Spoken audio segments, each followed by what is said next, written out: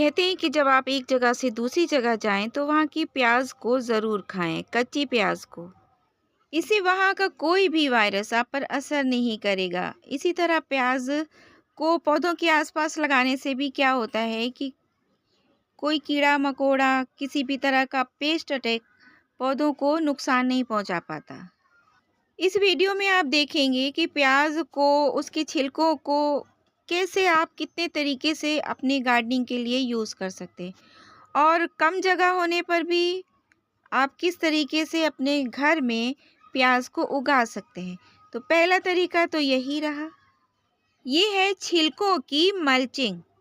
अगर मिट्टी को कवर कर देते हैं तो गर्मी में गर्मी से बचाएगी और कोहरे और फॉग से ये सर्दी में बचाएगी, ओस पाला सबसे।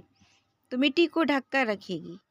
अस्सलामुअलैकुम friends, welcome to my channel Shabnoor Ali. ये कौन सी चिड़िया है, क्या आप पहचानते हैं? प्याज के छिलकों का दूसरा इस्तेमाल लिक्विड फर्टिलाइज़र, क्योंकि इसमें होता है पोटेशियम, जिंक, विटामिन्स, मिनरल्स। सबसे अच्छा सोर्स है ये पोटेशियम का।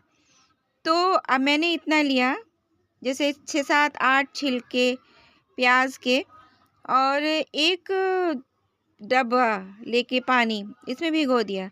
और फिर उसके बाद क्या किया कि 6 से 7 दिन, 5 दिन मैंने इसको भीगने दिया। जितना ज़्यादा भीगने देंगे, इसका जितना भी सार होगा वो निकल कर पानी में आ जाएगा और फिर ये पानी बहुत फ़ायदेमंद हो जाएगा। लेकिन इसको ऐसे नहीं इस्तेमाल करना है। मैंने 6-7 दिन भिगोने के बाद इसमें 4 गुना पानी ज़्यादा मिला दिया, मतलब 4 डब्बा पानी ज़्यादा मिला दिया। तो इस तरीके से ये भर गया। अब इसको हम इस्तेमाल कर सकते हैं किसी भी तरह के पौधों के लिए। तो जब हम इस पानी को अपने पौधों में डालेंगे तो पहले तो ये पेस्टिसाइड और फंगिसाइड का काम करेगा, ना मिट्टी पे फंगस ना पौधों पर कोई पेस्ट। उसके अलावा ये जड़ों पर काम करेगा, ग्रोथ बहुत अच्छी देगा। और जिस पेड़ में, पौधे में फूल नहीं आ रहे हों, सब्ज़ी नहीं बन रही हो, कलियां झड़ जा रही हों, पत्ते पीले पड़ जा रहे हों, या ग्रोथ अच्छी नहीं हो रही है प्लांट्स की, फ्रूट नहीं बन रहे हैं, तो सब में आप इसका इस्तेमाल कीजिए। ये पानी बस क्या एक हेल्थ बूस्टर है और किसी भी तरह के पौधे में आप डाल दीजिए। थोड़ा थोड़ा, छोटे छोटे कंटेनर हैं तो थोड़ा थोड़ा दीजिए, बड़े बड़े कंटेनर हैं तो पूरा मग दे दीजिए। पौधों के ऊपर से डालिए, पत्ते धुल भी जाएंगे, साफ भी हो जाएंगे और कोई कीड़ा मकोड़ा इस पर नहीं बैठेगा। और कुछ दिन में ही आपको असर नज़र आने लगेंगे। जब फूलों से लदा रहेगा आपका प्लांट्स, फल देगा, सब्जियां मिलेंगी।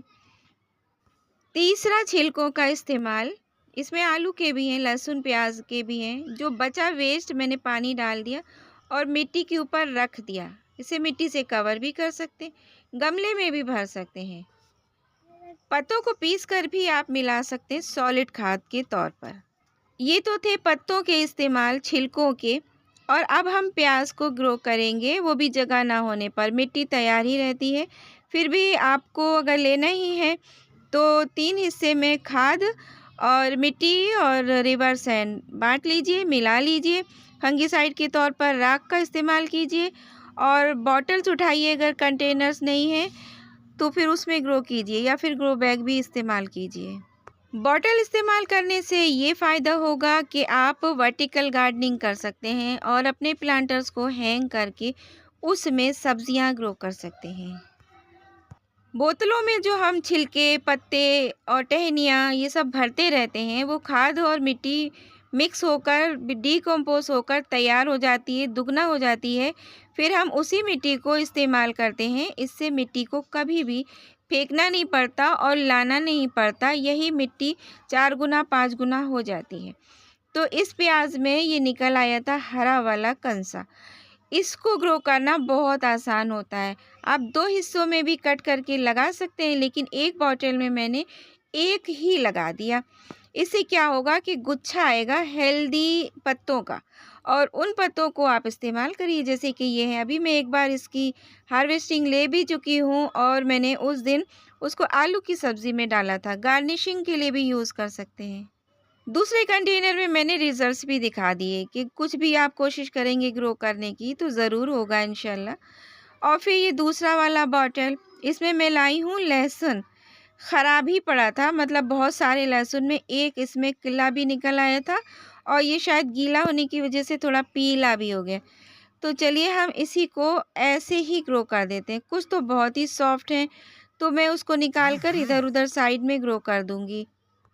और बस पानी डाल दीजिए थोड़ा-थोड़ा सा ले लेकर, ताकि मिट्टी सेट हो जाए और ये हिले ना कहीं पे भी, इधर-उधर मिट्टी से निकल कर बाहर ना आए। और इतना पानी डाल दीजिए कि जितनी भी मिट्टी भरी है या वेस्ट भरा है वो सब का सब गीला हो जाना चाहिए।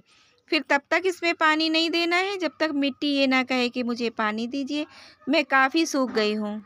इस कंटेनर में भी होल बनाकर डोरी लगाकर, कुछ भी लेस पड़ी हो घर में, पुराना वायर हो, कुछ भी हो, उठाइए, होल बनाइए, साइड साइड से बांध दीजिए और फिर हैंग कर दीजिए। जहाँ कहीं भी थोड़ी सी धूप आती हो, थोड़ी सी छाँव आती हो, वहाँ पर इसको लगा दीजिए।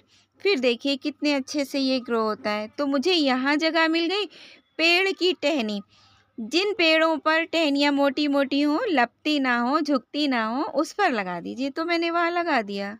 एक ही जगह नहीं लगाया है, मैं ऐसा भी करती हूँ कि गमलों की साइड-साइड में भी लगा देती हूँ। जिस तरह प्याज़ लगी होगी वहाँ पर पेस्ट अटैक नहीं होगा और वो पौधे भी हरे-भरे होंगे, मिट्टी भी उर्वरक हो जाएगी। ये लहसुन का रिज़ल्ट देखिए आप।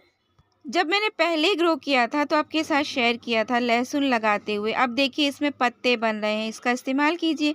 एक लाइक कीजिए, शेयर कीजिए, चैनल को सब्सक्राइब कीजिए, अच्छे-अच्छे से कमेंट कीजिए। अल्लाह हाफ़िज़।